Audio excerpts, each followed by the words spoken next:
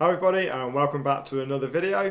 This is Tolo Insider, and as usual what I'm going to do is take you through changes to the Microsoft 365 roadmap, have a look at the message center and just generally see what's going on the Office 365 platform. Try to do this every other week. I'm a week overdue. I missed it last Friday because I wasn't around, so we've got 3 weeks to catch up on. Luckily Microsoft doesn't seem to have been very busy, so there's not many items to get through, so it should be a pretty quick video today. So first of all, let's just jump straight in. If I just go to my screen share, if we just jump in, let's pick up a different section. Now, I'm not very prepared today either, so I actually haven't been through and read all of these, so this is going to be a voyage of discovery together, so I'm sure we'll enjoy it. Okay, so first thing we're going to do is let's look at the message center items that have occurred within the last 3 weeks. Now, as always, bear in mind that these are items in my message center and my tenant. So if you're in a different part of Office 365, then you may see different. But again, it just gives us a rough guide of what's going on, things that are broken, things that have been happening. So you may have experienced some of these internally, you may have had some support tickets from your users, and we just kind of share this so you're aware of what's been happening. Okay, so my tenant currently has 2 active issues. The first one is an Exchange Online issue, and this is a problem with the advanced eDiscovery relevance in the Security and Compliance Center. Over the last few weeks we've been seeing a bunch of things in the Security and Compliance Center. I think Microsoft spent a lot of time sort of rebuilding this, changing it, so we've seen a few things up and down here. So since the 3rd of March, admins may have received an authentication error when attempting to access advanced eDiscovery relevancy. And the other item we have going on currently is that you can't post to Yammer from browsers. So it's restored. So this was fixed at 2 AM this morning, and this started at 1 AM. So it's only well, there's about a day there, wasn't it, that it went on from the 5th to the 6th. But you may have had some issues where users may have been unable to post messages to Yammer from web browsers. I'm not going to make any Yammer jokes about no one noticed that happen. So if we go on to items that are closed, so these items are either started before the last session or started during the last video, but the ones that have been closed since then. So, okay, so we've got 14 issues that have been resolved. This one started on the 25th of January and was closed on the 19th of February. And this is an Exchange Online issue where users may have been unable to perform searches in the light version of Outlook on the web. Microsoft 365 reports data may be inaccurate. This has been going on since the 10th of January and was resolved on the 19th as well. Skype for Business, so the 19th of January, so what's this, about a couple of hours, or about an hour, users may have been unable to sign into Skype for Business. Hopefully everyone's using Teams, so hopefully nobody noticed that. What else we've got? Oh, my button isn't working. Can't access Microsoft 365 services, so just a generic one. I don't like these, Microsoft, please make them more clear. Just saying we might not be able to access services isn't useful to anybody, so it'd be nice if we had those a little bit more descriptive, please. And what's this, the 20th of February for about 3 hours. So admins may have been unable to add or edit payment methods or complete purchases within the Microsoft 365 Admin Center. You can be pretty sure Microsoft fixed that one pretty quick. Can't pull Office 365 auditing records, so what's the 21st, so yeah, about a few hours here. Admins may have been unable to pull Office 365 auditing records from the Office 365 Auditing Management Activity API. Can't log into Microsoft 365 services or resources. Okay, great, thank you. Again, a completely unuseful message there. Issues with Microsoft 365 services. So users and admins may have experienced various issues when using a number of 365 services. Yeah, great, thank you, useful. Same again. Search suggestions issue. Okay, so the 21st to the 22nd, so just over a day. Users may have been intermittently unable to see search suggestions from the search bar. Unable to search within multiple Microsoft 365 services.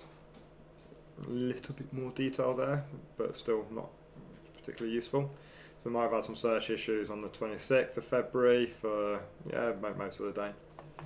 Can't update sharing settings, so this was the 24th of February to the 1st of March. This went on for a little while. So admins may have been unable to update sharing settings for group sites via SharePoint Online. And the second, for a couple of hours, users may have been unable to access the Microsoft 365 admin portal. And okay, we've just seen this one, so another occurrence where can't post to Yammer from browsers. In fact, actually, that is the same issue. It's just showing up in current and closed because it was closed today.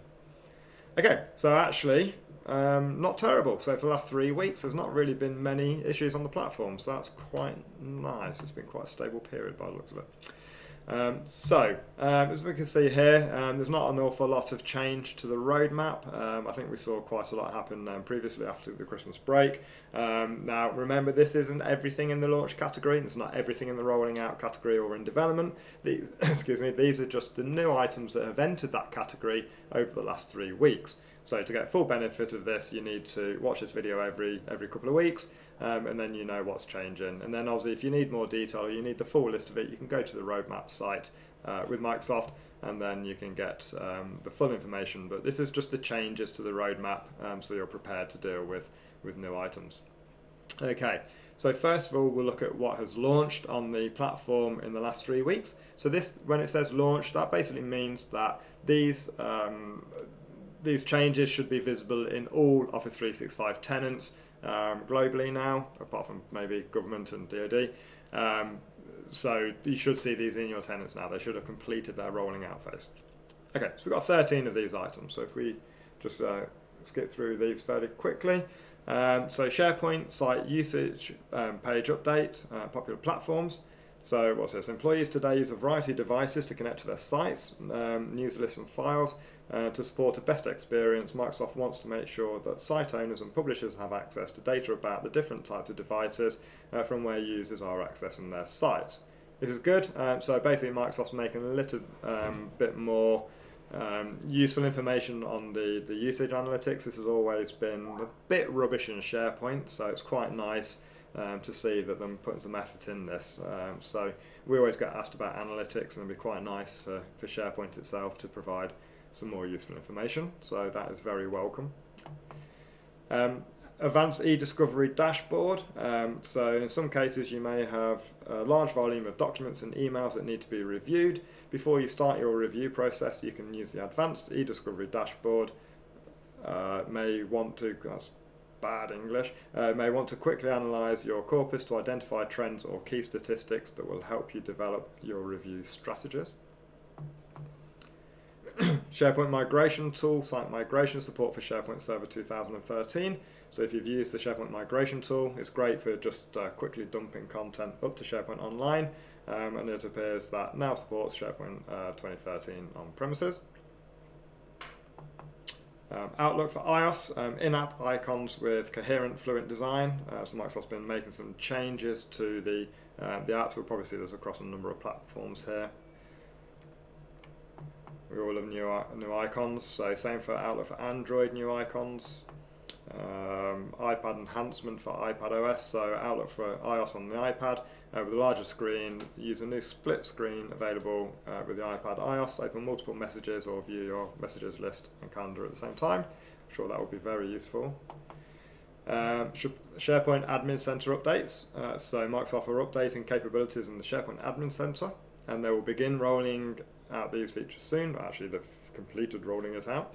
So updates to the SharePoint Admin Center include setting the new SharePoint Admin Center as the default SharePoint Admin Center in Office 365, with the option to return to the classic one in case there's any functionality that's missing. Also the ability to perform bulk site actions to include site sharing settings. That's a very welcome addition. Hub Site Association, yet another welcome addition, so you can select multiple sites and attach them to a hub in one go. And site deletion, classic SharePoint Admin Center. Site deletion, classic SharePoint Admin Center settings, such as business connectivity services, term store, user profiles, and more will be available to configure in the new Admin Center experience. I haven't actually seen those in place. I'll be quite keen to have a look at them and see what they're like. I do like the new Admin Center, I'm not going to lie. Okay, SharePoint and Planner. So Planner activity in Site Activity web part. So beyond important site and group activities like file modifications, publish news, group inbox activity, you will see additional important team task activity happening in the Connected Planner plan. That's like a tongue twister. Microsoft Teams feedback surveys. So let us know how we are doing. From time to time, users will receive a survey asking them to rate their experience in Teams. So admins can control the feedback experience for users by creating and assigning policies via PowerShell. Yeah, do I want Microsoft to be throwing my users a survey about Teams? Maybe, maybe not. Do users understand where that's going to Microsoft and not to the company? Be interesting. Okay, Microsoft Teams, shorter retention. So enable compliance administrators to set a Teams chats retention policy as low as 1 day. Note, complete deletion of content may take an additional few days on par with 365 retention standards. Microsoft Teams silent login. So experience a smoother first login experience in Microsoft Teams. After a user installs Teams for the first time and logs into any Office application with a Microsoft Work account, he or she will automatically be signed into Teams. That will be welcome, or is welcome. Microsoft Teams auto renewal. So ensure collaboration moves forward with automatic renewal of Teams. A team with an expiration policy will renew automatically when any member visits a channel, reducing the need for team owners to manually do this periodically. I think that will be useful as well. Tenant customizable recipient limits. So in Exchange Online, a mailbox user is allowed to send to a maximum of 500 recipients per message. This default value currently can't be changed by the tenant admin, yet many admins would like to raise this limit on at least a few mailboxes, for monthly newsletters for example, and others want to significantly lower it for most or all mailboxes in their organisation, and as part of a perceived defence in-depth strategy to reduce the potential impact should a hacker compromise a user account and start blasting out spam, or a disgruntled employee tries to air their grievances company-wide. Someone had fun writing this one, didn't they? With the upcoming the now available customizable recipient limits, you'll be able to customize this setting between 1 and 1000 for a single mailbox, multiple mailboxes, and for the default setting for new mailboxes that you create in the future. Okay, so that's all the new items that have entered the launch category in the last 3 weeks. So now we can move on to rolling out. So the rolling out items, these are the ones that may or may not be available in your tenant yet. So they are currently rolling out across the whole platform. Sometimes can take a week, couple of weeks, couple of months to kind of roll out to the whole platform. So this is either what you expect to see now or very shortly. Okay, so 10 items here. Sensitivity labels for Teams, Office 365 groups and SharePoint sites, public preview. So with a sensitivity label you can now associate privacy, external user access and unmanaged device policies for sites and groups. Users can simply select a sensitivity label when creating or updating a team, Office 365 group or SharePoint site, and the right security policies will be automatically applied. These are great actually. If you've not played with sensitivity labels yet, I highly recommend you do. They're actually very powerful, and I think they're going to be a lot more useful over time as well. So it's definitely worth looking at. Okay, so same thing but for OneDrive. Announcing the general availability of Insider Risk Management. Not a lot of detail there. It's not something I'm personally familiar with. So. SharePoint easy page and news publishing experience from Site Pages library. So they are adding the ability to easily publish and republish a page or a news post from the Site Pages library in a site via the command bar or the file card experience. Outlook for Android, discover relevant files in search. So in search, find a feed of Office 365 files that are connected to you based on ongoing collaboration and activity within your company. Outlook for iOS, rich text options, so access text format and options when creating or replying to an email on your phone and iPad, such as font sizes, fonts, bold, italic, underline, etc., etc. Outlook for Android, inking on photos. So with integrated Office Lens technology in Outlook, simply take a photo when composing an email and use an inking palette to add a personal touch. That's very useful. I literally needed to do this yesterday, where I took a screenshot of an issue for a customer, and I literally just wanted to circle the item I wanted to draw their attention to, and that would have been very, very simple would I have had this capability. Outlook for iOS, delegate permissions, so delegates can access and manage messages within an owner's inbox folder. Same for Android. And lastly, faster and more reliable Exchange PowerShell commandlets. So the new Exchange online management commandlets are significantly more reliable and much faster than those previously available. I'm not an Exchange admin, but I'm sure that will be of a lot of interest to a number of people. Okay, so lastly we come on to in development. So these are new items that have entered the in development category, so again, there's more in this category, but these are new items that have entered this category in the last 3 weeks. So we've got 9 items here, and let's have a quick look at those. So Microsoft 365 apps management and deployment. So IT admins can discover, purchase, acquire, manage and deploy Microsoft 365 apps from partners, including web apps and add-ins, all from one single location of the Microsoft 365 Admin Center.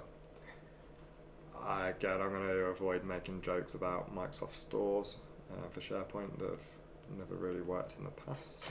I won't say that. Outlook for Android, deleted folders in search results. So items in deleted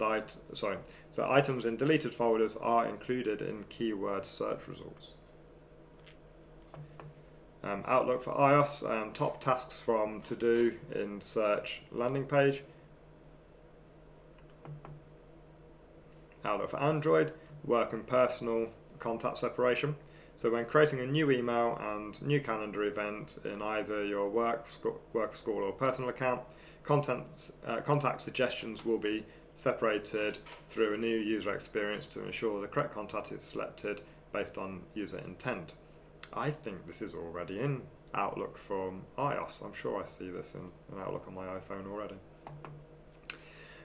Improved SharePoint tab and new SharePoint pages tabs allow users to paste link to tab pages and lists in Teams channels. Wow, that's a difficult sentence to say. So Microsoft are making improvements to the SharePoint tab in Teams to help users easily find the pages and lists that you want to tab. Now you can also paste a link to a page or list from any Teams site to tab into your channels. Microsoft are also introducing a new SharePoint Pages tab in Teams, specifically focused on allowing users to find pages and news posts or paste a link to them from any Teams site in order to tab them in Teams. Yeah, great. I think that'll be useful, making Teams easier. It's nice bringing more of a SharePoint experience into Teams as well. I think that'd be useful. Okay, Mover migration, worldwide availability. So Microsoft are pleased to announce Mover is now available to Microsoft 365 customers worldwide. Since Microsoft announced the acquisition of Mover, their migration specialists have been working hard to bring the migration service, including admin-led and self-service offerings, to more customers as demand to move content to the cloud continues to grow. Mover supports migration from over a dozen cloud service providers, including Box, Dropbox, Ignite, and Google Drive, into OneDrive and SharePoint, enabling seamless file collaboration across Microsoft 365 apps and services, blah blah blah, marketing stuff. Interesting. I haven't heard of Mover. I don't know anything about that, so I will go and have a look at that afterwards. It sounds nice. Anything to make migration easier is always welcome. Microsoft Teams, batch policy assignment and group policy assignment. So streamline the process of assigning policies to multiple users. The Microsoft Teams PowerShell module now supports the ability to assign a policy to a batch of users or a group, such as a security group or an organizational unit. Outlook for iOS is getting the ability to add optional attendees. Good, I always like that feature, so that's useful. And lastly, active time spent reports on SharePoint site usage. So you will soon be able to get reports with aggregated data on the amount of time that users are spending on your intranet sites. Again, really good. I like that Microsoft's put in some effort into analytics here.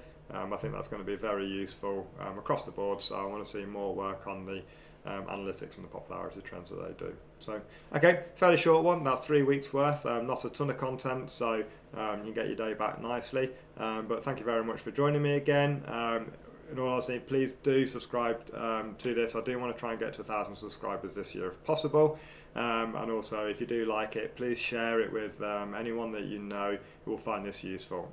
It is important to keep up with what's changing. If you are supporting customers or you're supporting users in Office 365, you really do need to know what is changing on the platform. It's a cloud platform that's changing constantly. If you don't know what's changing, how can you support your users? So it's a very short 15-20 minute video every other week that just kind of gives you that insider. It's just a quick overview and you can go and drill in yourself if you want more information on any. So thank you for watching, I appreciate it, and I will endeavour to be back in 2 weeks' time.